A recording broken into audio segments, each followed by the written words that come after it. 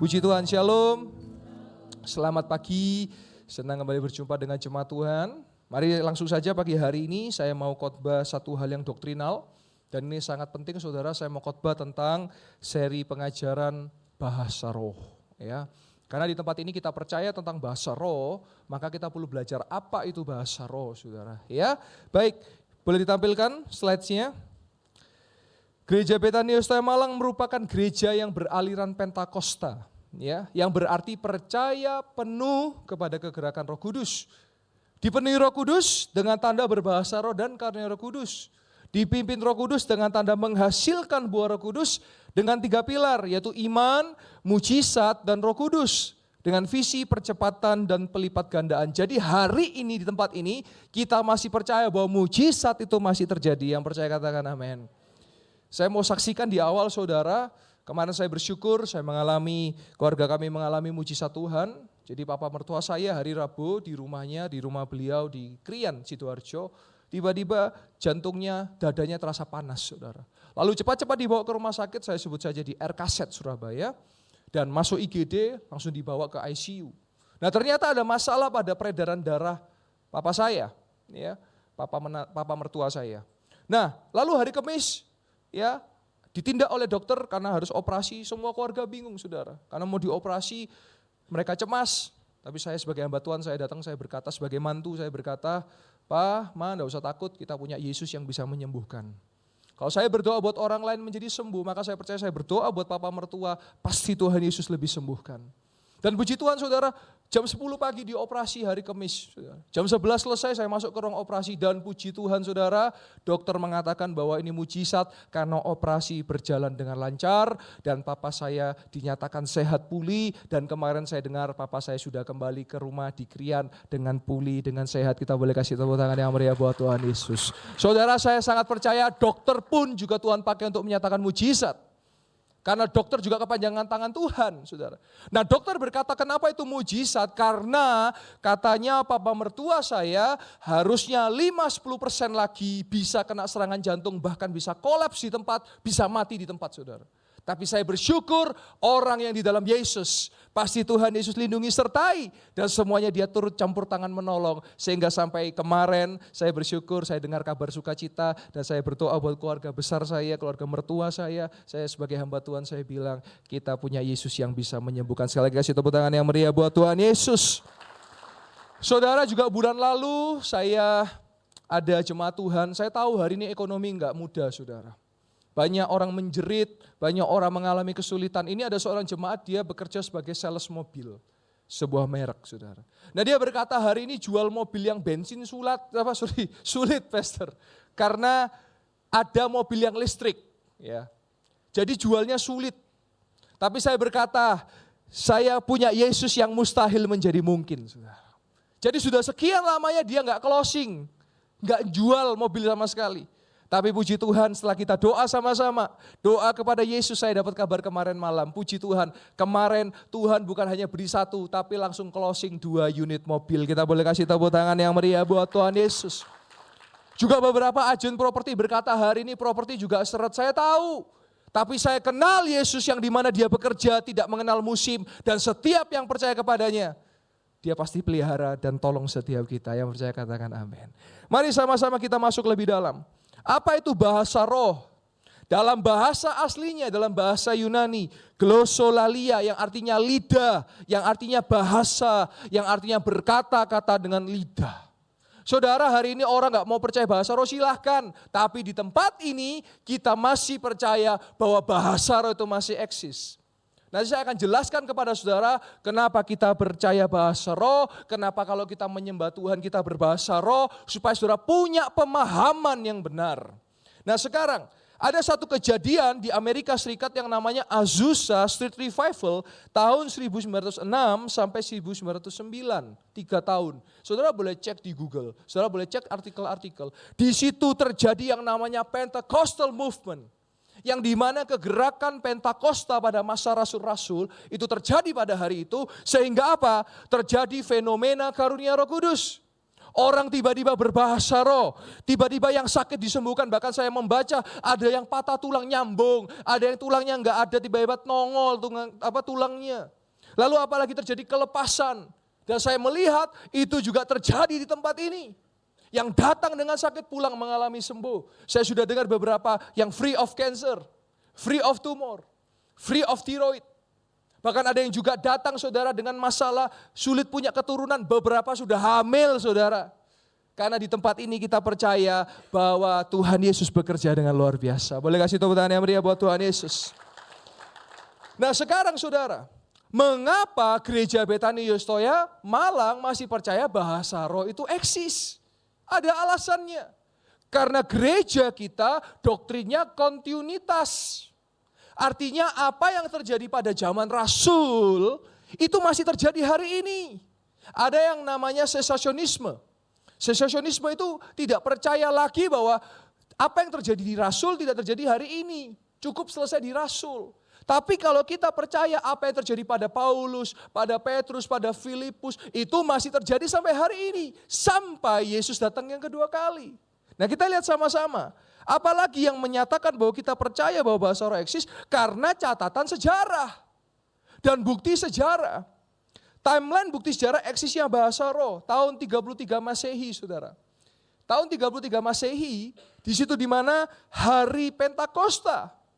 Murid-murid lidah api hinggap dan mereka berkata-kata dengan bahasa asing. Mereka berkata dengan bahasa lidah saudara. Nah saudara perlu tahu kita menggunakan kalender yang namanya Masehi. Ya, itu kalender dari Gregorian, juga ada yang namanya Julian saudara. Dan itu yang membuktikan bahwa Yesus itu ada dan nyata karena Yesus kelahirannya dijadikan patokan tahun. Jadi Yesus lahir tahun 0 Masehi. Dalam bahasa Inggrisnya, dalam bahasa Latinnya Anno Domini yang artinya tahun Tuhan kita. Masehi juga punya kata lain yaitu Mesias saudara. Nah sebelum Masehi namanya kalau Inggrisnya before Christ, BC saudara. Nah jadi ternyata kita melihat Yesus menjadi pusat kehidupan dunia ini. Jadi 2026 tahun lalu Yesus ada sebagai inkarnasi daging manusia, dia ada di dunia ini. Nah saudara, tahun 33 ketika Yesus setelah disalibkan, dia mati, dia bangkit, dia naik ke sorga, nah di situ Roh Kudus turun. Yesus naik ke sorga, Roh Kudus turun. Lalu abad kedua, gereja-gereja apostolik. Kita tahu ada bapak-bapak gereja. Kita tahu ada catatan-catatan tentang gereja-gereja di masa lalu. Lalu ada gereja Irenaeus yang mereka berbahasa roh. Abad ketiga ada gereja Tertullianus yang mereka berbahasa roh. Lalu abad ke-6 ada Cassiodorus juga berbahasa roh. Cassiodorus ini seorang ilmuwan, seorang sejarawan yang dia juga berbahasa roh. Lalu ada abad ke-7 Isidorus dari Sevilla berbahasa roh. Lalu juga abad ke-12 Hildegardis dari Bingen. Dia berbahasa roh dan menulis buku yang namanya Lingua Ignota. Yang artinya ada suatu bahasa yang tidak dimengerti tapi dia bisa berkata-kata itu. Abad ke-17 kaum Quaker berbahasa roh. Abad ke-19 gerakan Pentakosta di Amerika Serikat. Nah sekarang saudara, doktrin Pentakosta, tanda awal seseorang dipenuhi Roh Kudus adalah berbahasa roh. Jadi mengacu pada doktrin ini saudara. Saudara yang percaya Yesus sudah ada Roh Kudus betul. Tapi tanda kita dipenuhi Roh Kudus adalah kita berbahasa roh. Nah apakah cukup? Tidak.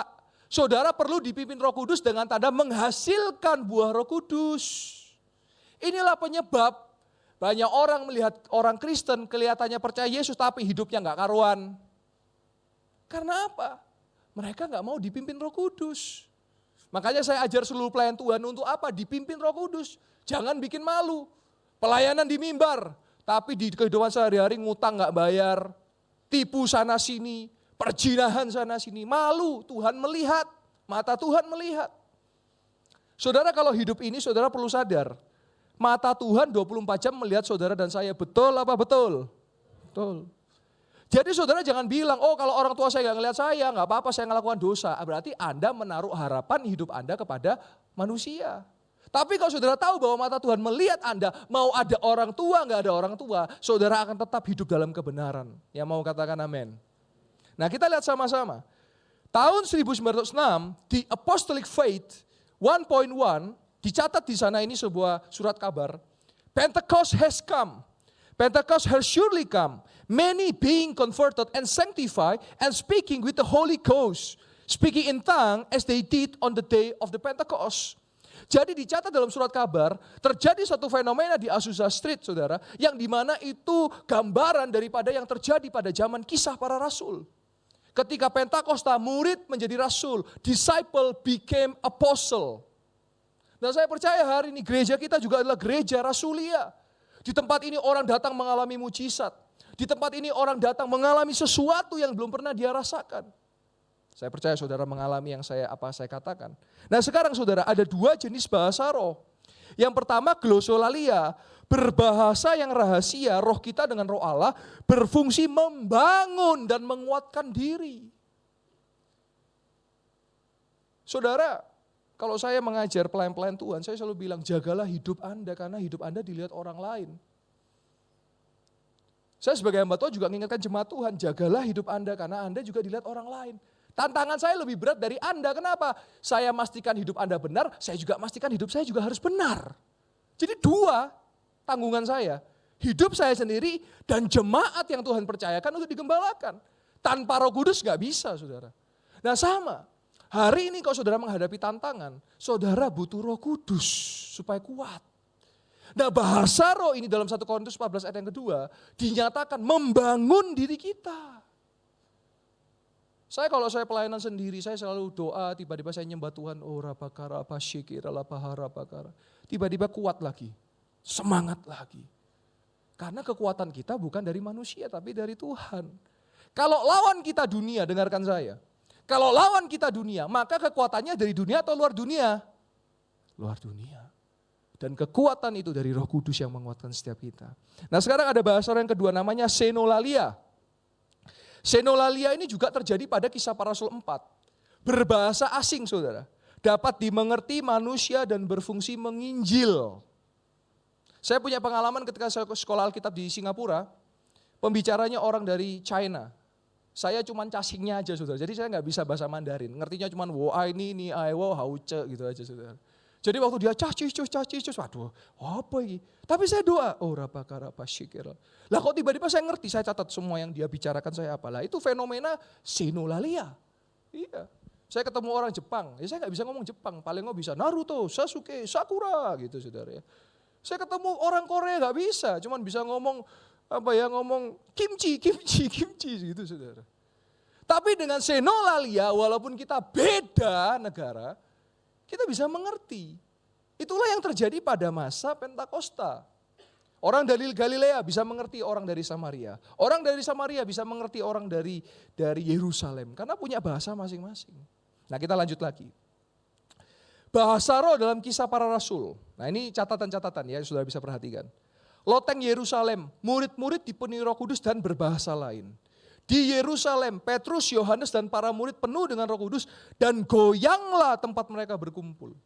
Cerita ini menceritakan bagaimana ketika Petrus melakukan mujizat buat orang lumpuh dan orang-orang di sana gak terima, Petrus mau disidang. Dan dia berbahasa roh dengan murid-muridnya. Dia diberi kekuatan sehingga dia bisa menjawab di pengadilan itu dengan ajaib dan heran. Itu saudara boleh baca di Alkitab. Lalu Efesus, 12 orang berbahasa roh dalam pelayanan Paulus. Makanya di tempat ini kita ada namanya altar call, ada penumpangan tangan. Karena di Alkitab dicatat, ketika Paulus menumpangkan tangan atas orang-orang itu, mereka glosolalia dan profetik. Mereka berbahasa roh dan bernubuat, saudara. Di Kaisarea, Cornelius seorang tentara jenderal, saudara. Tapi bukan orang Yahudi Cornelius ini, tapi sekeluarga dan serumah berbahasa roh oleh pelayanan Petrus. Jadi semua tercatat dalam Alkitab. Lanjut lagi. Nah sekarang saya bantu saudara untuk kita eksposisi tulisan Paulus dalam 1 Korintus 14 ayat 1 sampai 40. Nah ini yang sering nih, kalau orang anti bahasa roh pakai ini pasalnya. Oke, let us defend our doctrine. Mari kita juga pertahankan doktrin kita, percayakan bahasa roh. Yang pertama, 1 Korintus 14 ayat yang kedua. Siapa berkata-kata dengan bahasa roh atau glosolalia tidak berkata-kata kepada manusia tetapi kepada Allah. Sebab tidak ada seorang pun yang mengerti bahasanya, oleh roh ia mengucapkan hal-hal yang rahasia. Saudara tahu enggak? Iblis itu ngerti semua bahasa, kecuali bahasa roh. Dia mengerti bahasa Indonesia, Dia mengerti bahasa Inggris, makanya saudara kalau saudara doa dalam bahasa Indonesia, jangan heran ketika Anda berdoa, nanti ada tantangan yang kurang lebih sama dengan yang saudara doakan. Misalnya saudara untuk doa untuk pekerjaan saudara, nanti lihat, tiba-tiba muncul orang jahat yang mau merancangkan kejahatan buat Anda. Karena iblis tahu bahasa Indonesia, tahu bahasa Inggris, tahu bahasa manusia. Tapi khusus bahasa roh, iblis tidak bisa mengerti. Makanya dalam Roma 8 dikatakan, roh itu membantu kita doa. Saya percaya kalau saudara yang sudah dikaruniai bahasa roh, sudah dipenuhi Roh Kudus dengan berbahasa roh, pasti ketika saudara berbahasa roh pernah mengalami sesuatu yang saudara nggak doa secara bahasa manusia, tapi saudara mendapatkan itu. Betul apa betul? Pasti. Karena roh kita yang bicara sama roh Allah. Misalnya saudara butuh kekuatan, tiba-tiba ada kekuatan aja. Yaitu karena roh Anda berbicara dengan roh Allah. Lalu 1 Korintus 14 ayat yang ke-10. Ada banyak entah berapa banyak macam bahasa di dunia. Sekalipun tidak ada satupun di antaranya yang mempunyai bunyi yang tidak berarti. Di sini Paulus menyatakan saudara semua bahasa itu punya arti. Bahasa roh sekalipun, makanya saya kalau doakan baptisan Roh Kudus. Jangan terkekang dengan bahasanya. Misalnya ikut-ikutan, sikiarara ikut-ikutan itu nggak bisa ikut-ikutan. Setiap roh sendiri-sendiri. Ada yang cuman le. Tapi yang penting roh Anda dengan roh Allah itu connect. Kenapa bahasa roh ini penting? Karena saudara punya tubuh, jiwa, dan roh. Maka roh saudara perlu komunikasi dengan roh Allah. Seperti bayi. Kalau dia lahir, dia baru bisa mama, papa, kan begitu. Tapi semakin lama saya sudah belasan tahun saya berbahasa roh, ya bahasanya macam-macam. Sesuai dengan tuntunan roh. Dan saya sangat bersyukur saya tidak pernah menyesal saya dipenuhi Roh Kudus dengan tanda berbahasa roh. Karena banyak manfaatnya buat kehidupan ini. Lanjut. 1 Korintus 14 ayat yang ke-22.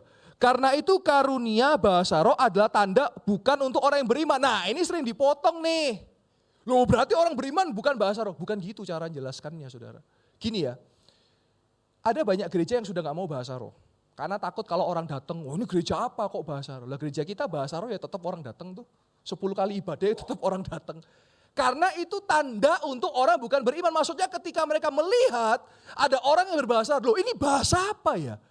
Kok kami gak pernah dengar ya? Nah baru dijelaskan. Ini adalah bahasa bagi mereka yang dipenuhi dengan Roh Kudus.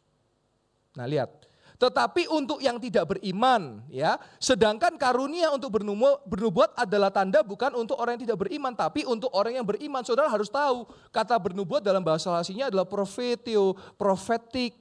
Prophetic ini bisa diselaraskan dengan khotbah. Jadi kalau buat orang yang beriman, saudara itu perlu dikasih makan dengan khotbah. Saya nggak mungkin 30 menit saya bahasa roh terus. Apakah saudara pulang? Saudara?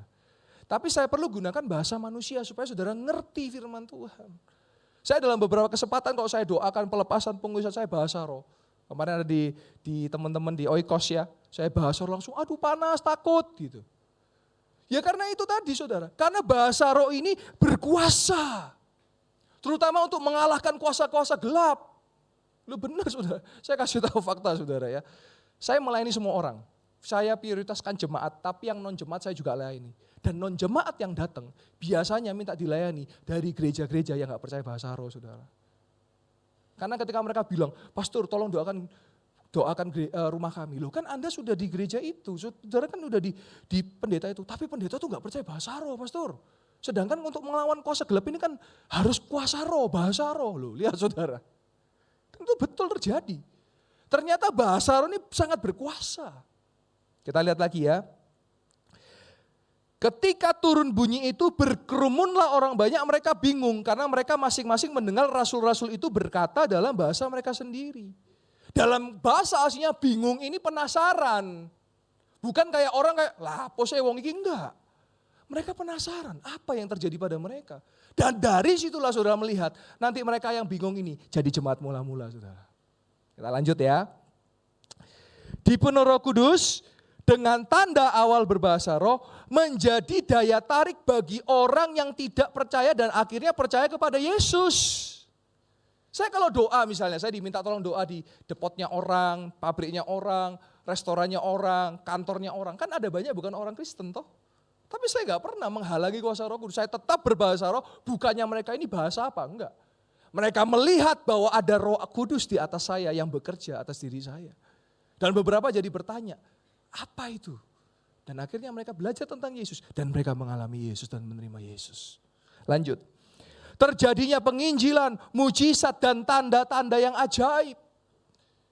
Khotbah ini sebetulnya saya sarikan dari tahun 2025. Saya hanya mengulang khotbah ini.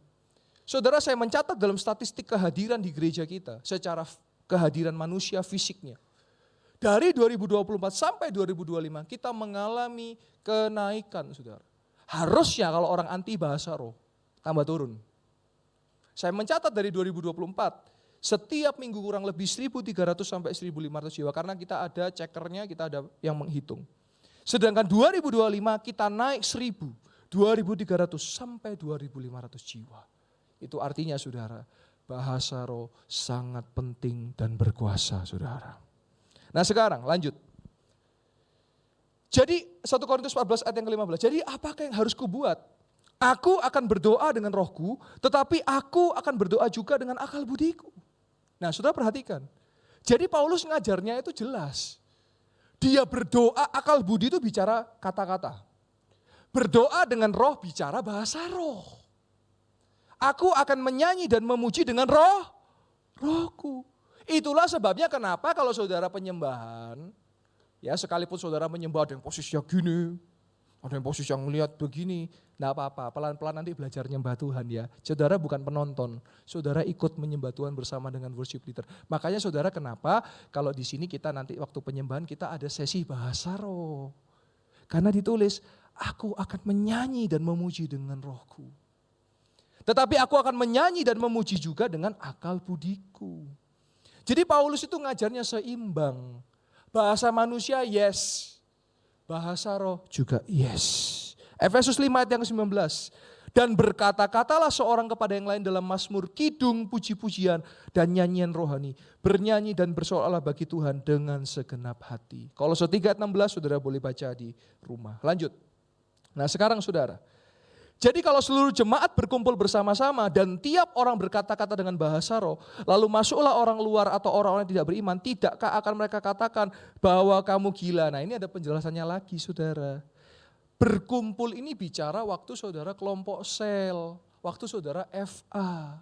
Nah waktu saudara FA kalau saudara kumpul, terus semuanya bahasa roh, kurapa syikira, pakara, pasyikira, terus orang datang, ya pasti ngomong, oh gendeng gitu saudara. Iya.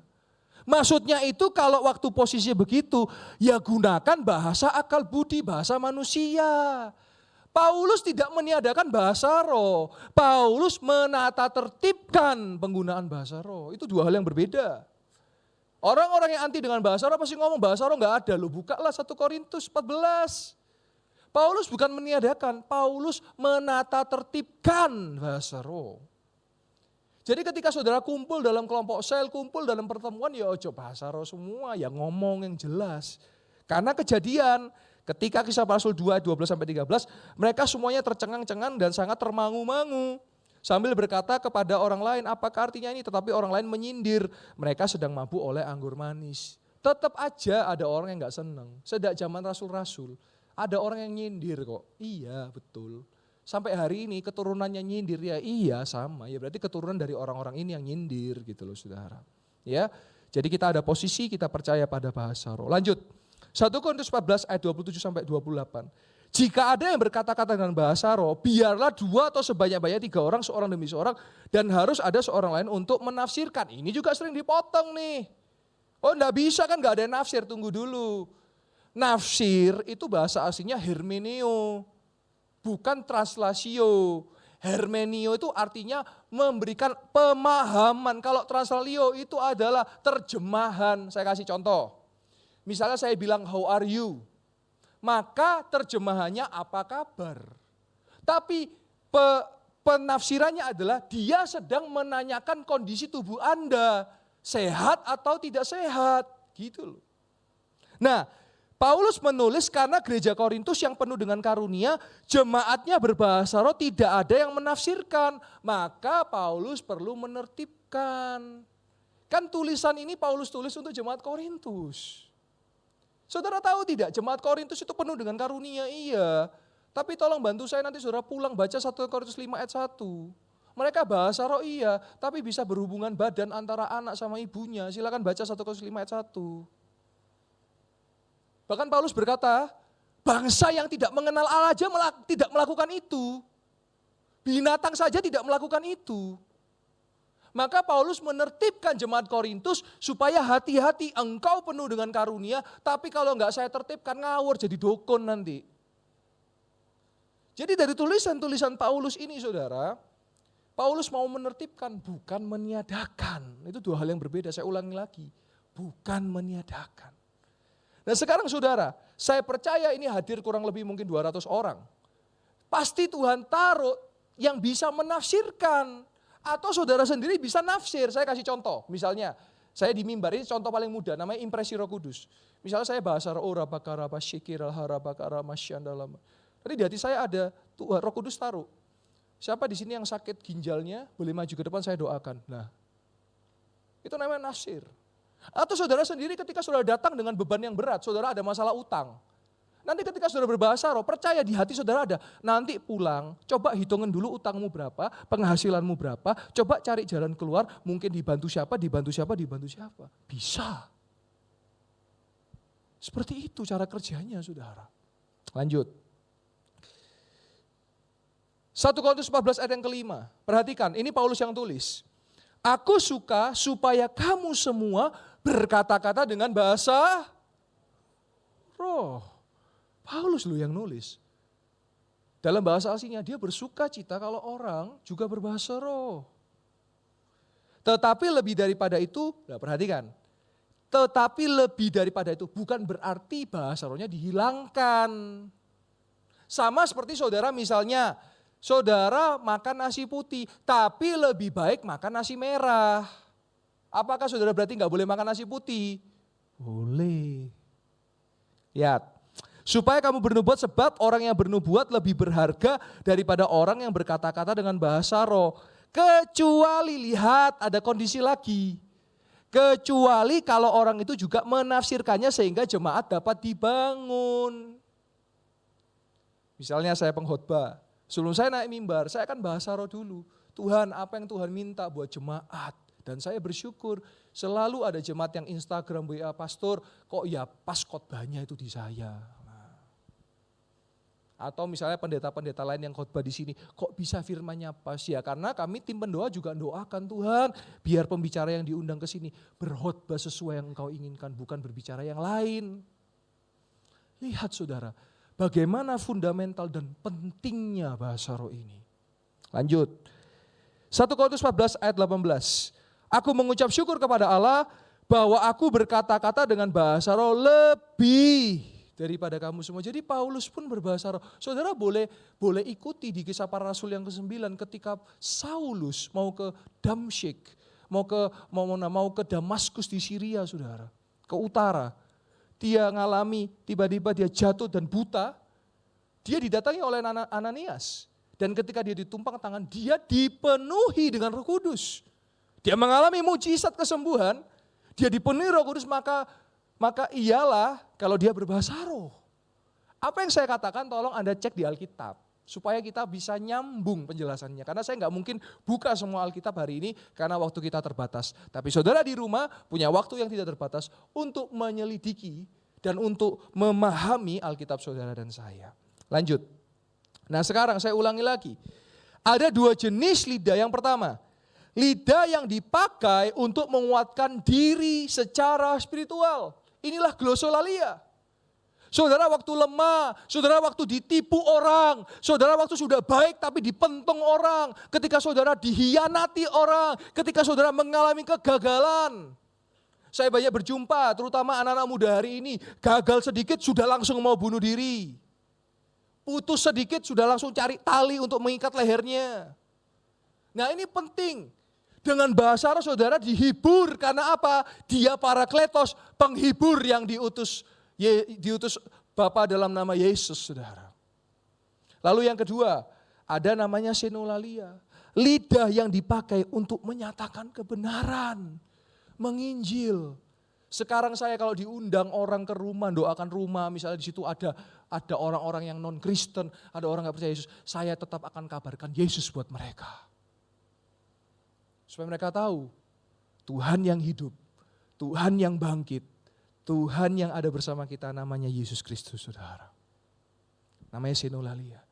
Dalam 1 Korintus 14 ayat 1-40, jelas saya tekankan, Paulus tidak melarang jemaat untuk berbahasa roh. Tetapi menata tertibkan dalam kedisiplinan. Ini dua hal yang berbeda, harus saya ulangi saudara. Jadi Paulus tidak melarang tetapi menata tertibkan. Lanjut.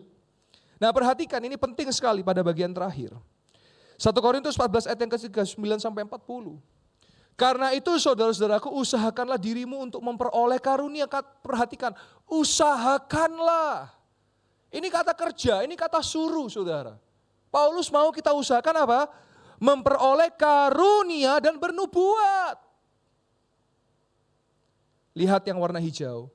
Dan janganlah melarang orang yang berkata-kata dengan bahasa roh. Sekali lagi saya ulangi. Janganlah melarang orang yang berkata-kata dengan bahasa roh. Bukan saya ngomong, tapi Paulus yang menulis dalam Korintus.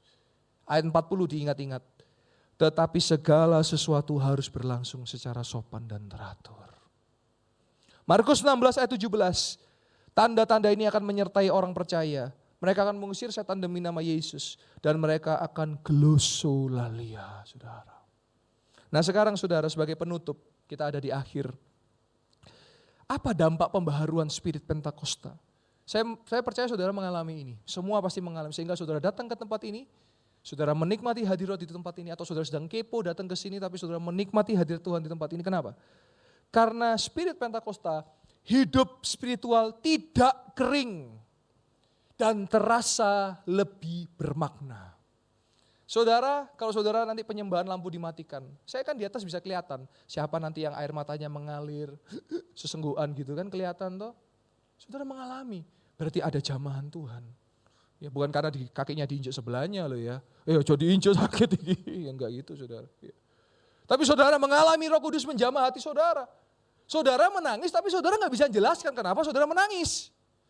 Bukan karena yang tadi digigit, diinjek kakinya. Tapi yang sebelah karena bawa bawang. Lagi motong bawang di ibadah. Karena gak nutut di rumah, di gereja pun motong bawang ya gak gitu juga saudara. Lalu yang kedua, ada pembaharuan spiritual. Wow. Penyembahan yang penuh gairah. Kayak tadi lagunya, sayang, sayang, disayang. Suka-sukamu Tuhan. Itu menurut saya lagu yang saya favorit. Kenapa? Karena liriknya itu, ini lagu praise yang membuat saya bisa menangis. Sungguhlah hidupku telah ditebus oleh kuasa darah yang kudus. Sekarang hidupku bukan milikku lagi. Galatia 2:19-20. Paulus berkata, aku bukan hidup untuk diriku tapi Yesus yang hidup. Apapun yang Tuhan mau lakukan, apapun yang Tuhan mau kerjakan, asalkan Tuhanku senang, semua ku relakan, namanya dimuliakan. Saya mau tanya, saudara hidup buat diri saudara atau buat Yesus ya? Jawab sendiri. Saudara tahu enggak, arti hamba dalam bahasa asli Yunaninya apa? Doulos. Doulos artinya apa? Budak. Kita itu dulu budak dosa. Tapi Yesus membayar kita dengan darah yang mahal. Menjadi dalam tanda kutip budaknya Yesus. Dalam arti apa? Hambanya Yesus. Jadi hidup Anda dan saya bukan milik Anda dan saya. Tapi hidup Anda dan saya miliknya Yesus. Makanya lagu terakhir, Tuhan ku mau menyenangkanmu. Apakah kita menyenangkan Tuhan ketika Anda nyembah seperti ini caranya? Anda nonton WL Anda nonton pemain musik Anda, apa seperti itu? Enggak. Saudara datang ke tempat ini untuk kita di atas dan di bawah sama-sama nyembah Tuhan. Makanya kenapa saya bilang PAW, ayo penyembahan. Karena saudara ada di gereja, bukan di bioskop. Saudara ada di gereja, bukan di konser. Kalau saudara di tempat konser saja bisa lompat-lompat di konser, kenapa di gereja saudara cuma diem aja? Hidup Anda bukan milik Anda. Hidup saya bukan milik saya. Tapi hidup kita semua miliknya Yesus. Tampilkan ayat terakhir saudara, ayat multimedia. Sampai kapan karunia Roh Kudus eksis? Ini juga harus dijawab saudara. 1 Korintus 13 ayat 8 sampai 13. Tapi saya buka ayat 8 dan 10 saja. Kasih tidak akan berakhir. Dengarkan saya. Dalam 1 Yohanes, Yohanes mencatat apa saudara? Allah adalah kasih. God is love. Berarti kasih tidak berakhir adalah Yesus sang Allah yang tidak akan berakhir. Dia Alfa dan Omega, yang awal dan yang akhir. Bahasa roh akan berhenti. Pengetahuan akan lenyap. Tapi bukan sekarang. Ayat yang ke-10 dijelaskan. Tetapi jika yang sempurna tiba.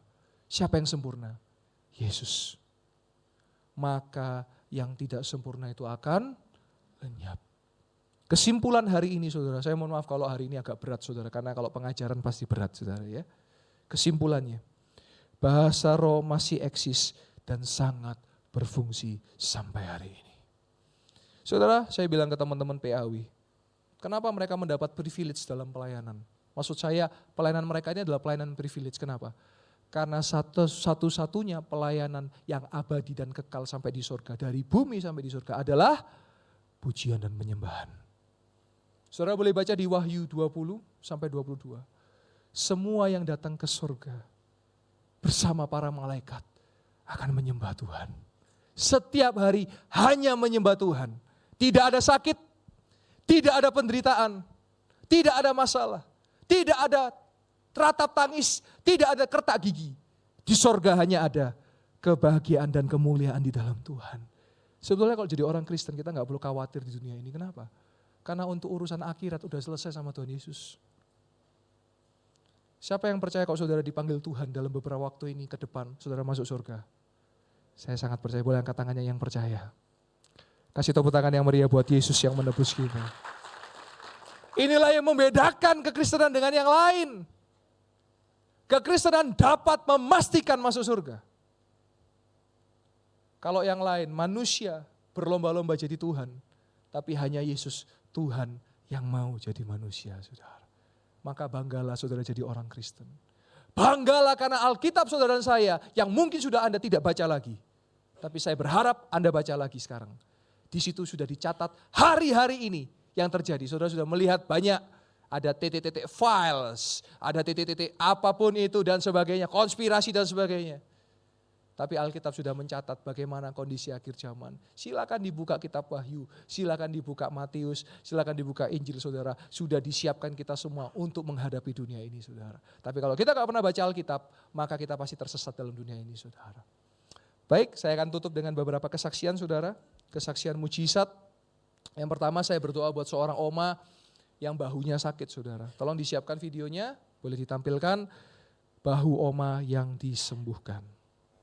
Ku diangkat dan dipulihkan. Bagi Yesus tak ada yang mustahil.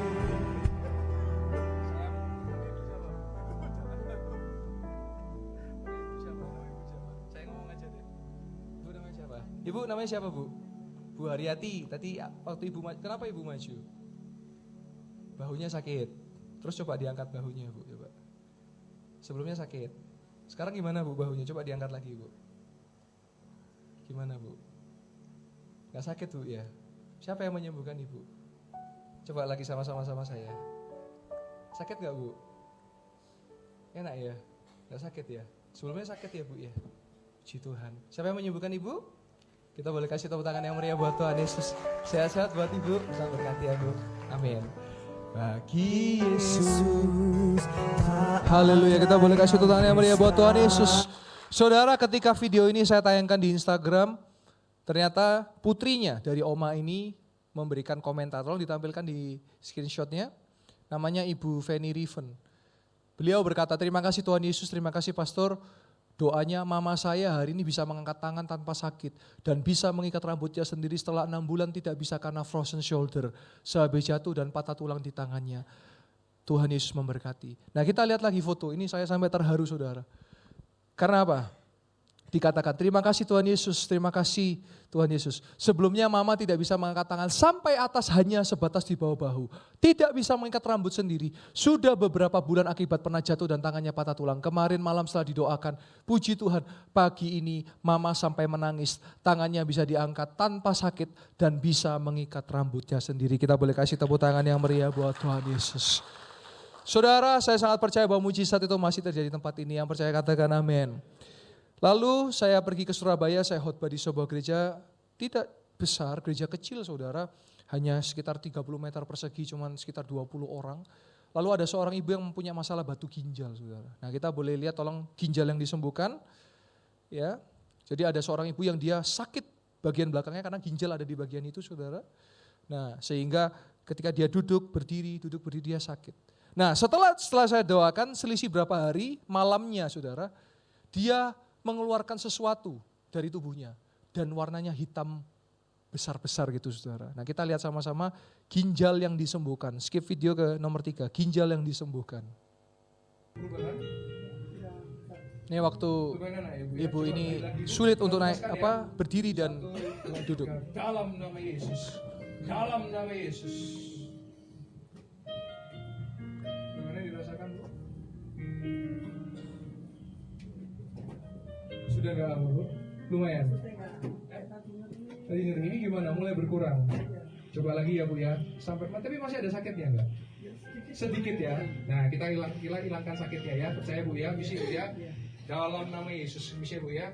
Dalam nama Yesus yang percaya Tuhan, saat ini Tuhan sembuhkan Tuhan, yang percaya Tuhan. Dalam nama Yesus ini dengan Yesus.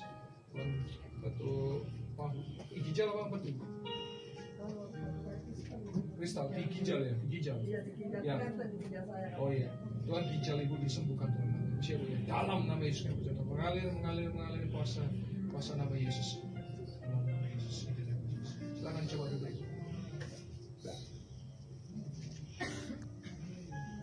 Coba berdiri lagi. Loh, masih ada nggak nanti? Loh, coba lagi Bu, boleh dulu lagi Bu? Coba berdiri lagi Bu. Hilang.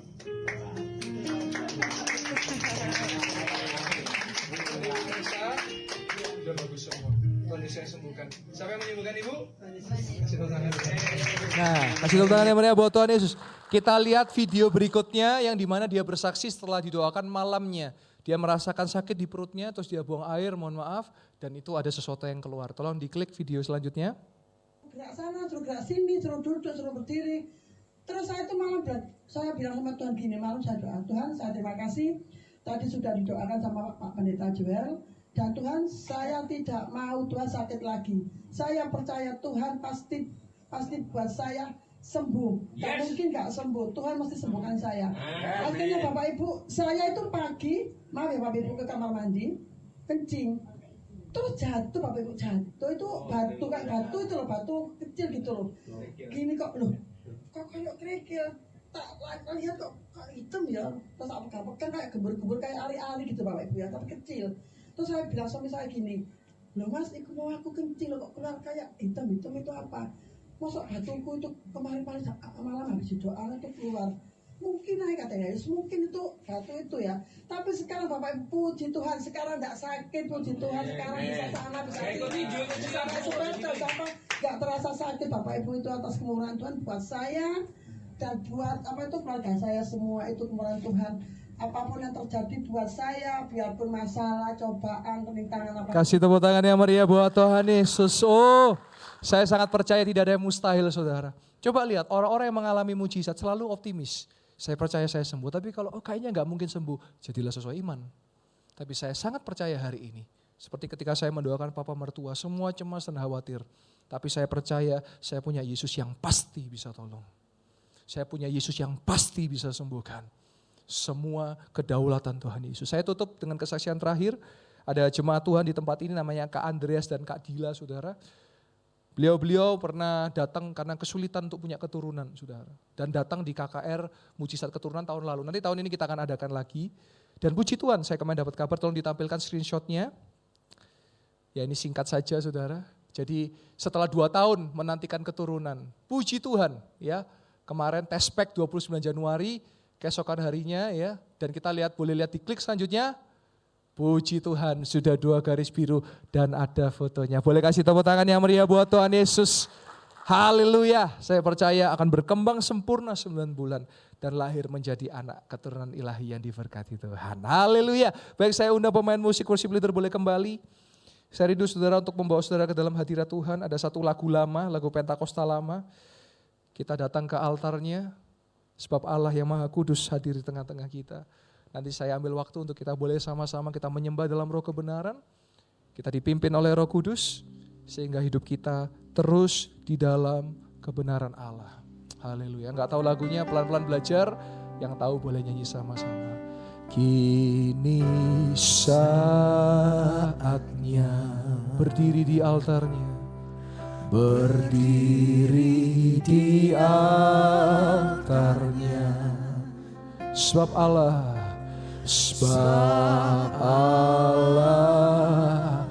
Maha Kudus hadir di sini. Saya undang jemaat Tuhan boleh bangkit berdiri dan dalam hadirat Tuhan.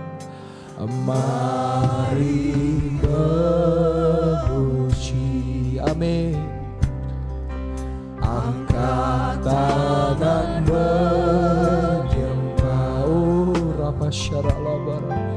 Sebab Allah Maha Kudus hadir di sini. Dengan lebih sungguh kita masuk. Kita masuk kata sucinya. Amin. Bersama para malaikat menyembah.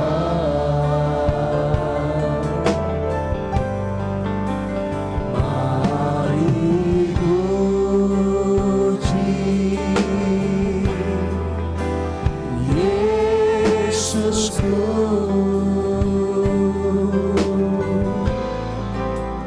Kita masuk hadiratnya Maha Kudus. Dengan lebih sungguh saya minta Anda menghargai hadirat Tuhan dan percaya. Kita masuk kata sucinya. Haleluya. Bersama para malaikat menyembah.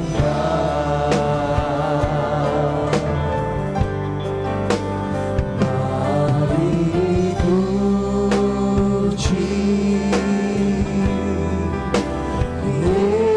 Yesusku.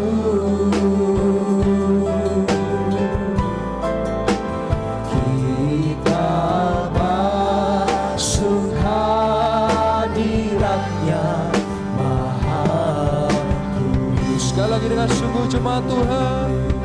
Oh, kita masuk kata sucinya.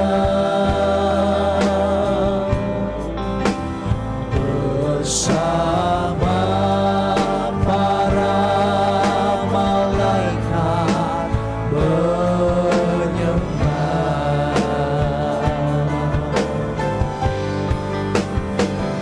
Mari puji Yesusku.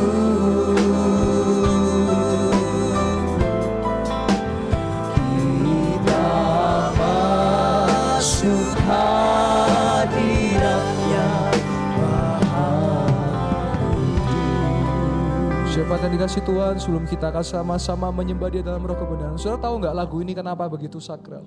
Lagu ini berbicara tentang kedatangan Tuhan yang kedua kali. Ini bicara akhir zaman. Sebetulnya kita semua menyembah Tuhan dalam hadirat ini bicara simulasi ketika nanti kita di sorga.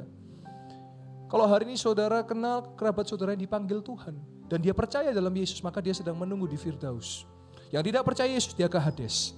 Nanti tiba saatnya Yesus datang kedua kali, semua akan dibangkitkan yang percaya, memimpin bersama dengan dia dalam milenium. Lalu ada perang namanya Harmagedon, ada perang namanya Gog Magog. Di akhir nanti ketika tata pengadilan yang suci dan kudus, setiap orang akan berdiri di hadapannya. Yesus ada di sebelah kanan Allah Bapa. Bersama para malaikat kita akan menyembah dia, saudara. Dan ketika kita di sorga nanti ingat, nanti baca Wahyu 20. Tidak ada kesakitan, tidak ada sengsara, tidak ada rata tangis, tidak ada kertak gigi. Dan inilah jaminan yang Tuhan berikan bagi setiap orang yang percaya. Kita di dunia ini cuma transit, saudara. Tempat tujuan kita bukan di sini. Tempat tujuan kita di sorga yang kekal. Langit baru, bumi yang baru, Yerusalem yang baru. Saya berdoa supaya saudara tetap setia mengiring Yesus. Sekali Yesus, selamanya Yesus. Menghargai hadirat Tuhan. Setia bersama dengan Tuhan. Sampai waktunya saudara tiba. Dan saya sangat yakin ketika Alkitab mencatat bahwa Yesuslah jalan kebenaran dan hidup. Maka saya tidak salah untuk saya menyembah dia dan percaya kepadanya. Mari sama-sama sebelum saya tutup dalam doa firman. Yang sudah dikaruniai bahasa roh, yang sudah dipenuhi Roh Kudus dengan dalam berbahasa roh. Kita boleh sama-sama berbahasa roh. Yang belum dipenuhi Roh Kudus, boleh saudara katakan haleluya. Dan minta hari ini dipenuhi dengan Roh Kudus. Mari sama-sama 3, 2, 1. Ora bakara lama lama syara lama takara lama yara lama syara lama lama lama. Syekera lama lama takara lama yara lama syara. Yang belum mulai ngomong haleluya. Haleluya. Jangan berdiam. Jangan berdiam. Buka mulut. Oh, lama takara lama syara lama lama lama. Syekera lama lama lama lama lama. Syekera lama lama lama lama.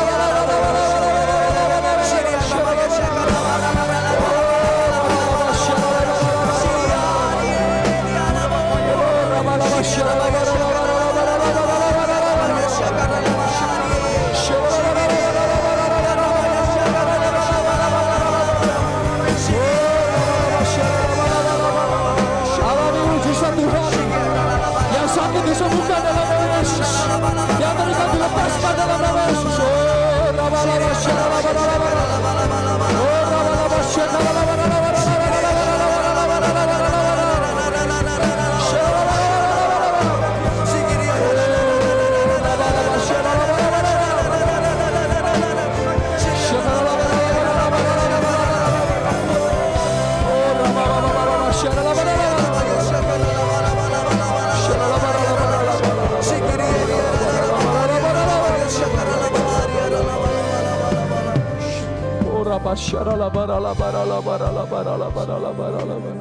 Roh Kudus penuhi jemaatmu. Bangun jemaatmu Roh Kudus. Di akhir zaman ini biar mereka setia. Yang susah Engkau hibur Roh Kudus. Setiap yang ada masalah Roh Kudus, Engkau tuntun, Engkau tolong mereka Roh Kudus. Kiralah paharapa kiralah pakaralah basyikiralah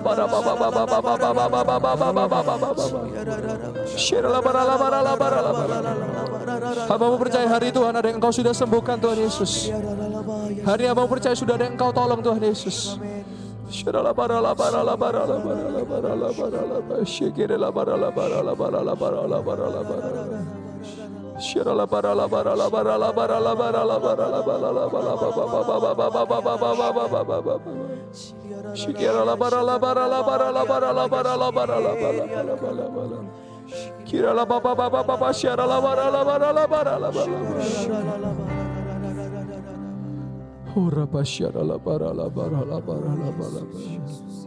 Kami mendapat ketenangan, kami mendapat damai sejahtera, kami dapat kekuatan.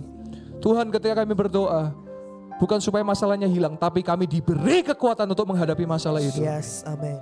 Ketika kami berdoa, supaya langit menjadi cerah seketika tidak, tapi supaya kami dapat melewati hujan badai topan bersama dengan Engkau Yesus. Kami akan menjadi orang-orang percaya yang kuat. Kami akan menjadi orang-orang percaya yang militan dengan Engkau Yesus. Bukan orang percaya yang gampang menyerah. Bukan orang percaya yang gampang frustasi. Bukan orang percaya yang mudah untuk menyalahkan keadaan. Tapi orang yang percaya dan berjalan bersama dengan Engkau Yesus. Sebab kalau kami berjalan Engkau, maka kami percaya seperti Alkitab mencatat, berjalan di atas air, maka kami juga akan bisa berjalan di atas air-air kehidupan kami. Amin.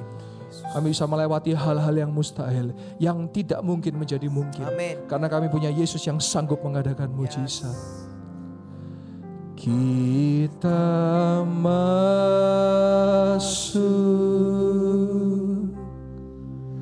tata sucinya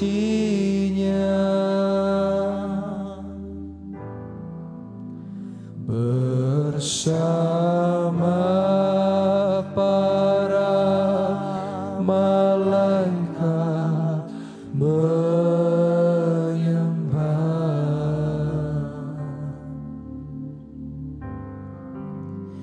Mari puji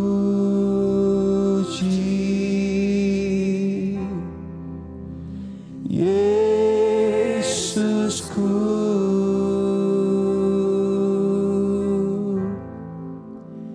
kita masuk hadirat-Nya Maha Kudus. Sekali lagi dengan sungguh jemaat Tuhan,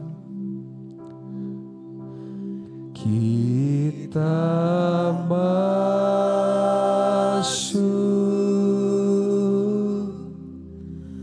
tata sucinya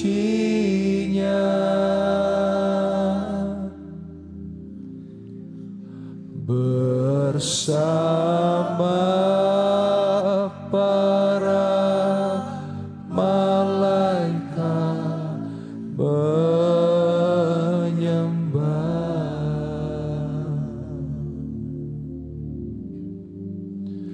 Mari puji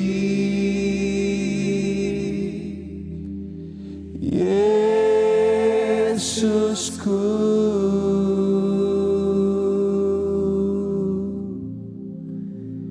kita masuk hadirat-Nya Maha Kudus. Terima kasih Tuhan. Aminkan setiap perkataan doa yang akan saya ucapkan. Yang sakit sudah disembuhkan. Amin. Yang lemah sudah dikuatkan. Amin. Yang sedih sudah dihiburkan. Amin. Yang berkekurangan sudah diberkati berlimpah-limpah. Amin. Yang sedang mengalami utang piutang, Yesus pasti menyertai sampai lunasnya. Yang sedang cari pekerjaan, Tuhan sudah sediakan pekerjaan yang terbaik buat engkau. Yang sedang ekonomi sulit, toko, usaha, kantor sulit, dalam nama Yesus diberkati berlimpah-limpah. Terima kasih Tuhan Yesus. Hamba-Mu sudah selesai berbicara. Roh Kudus-Mu Engkau bekerja buat setiap jemaat-Mu. Dan kami masih percaya Tuhan Yesus. Di tempat ini sampai detik ini mujizat masih terjadi dalam nama Yesus. Kami berdoa dan mengucap syukur hanya di dalam nama Tuhan Yesus Kristus.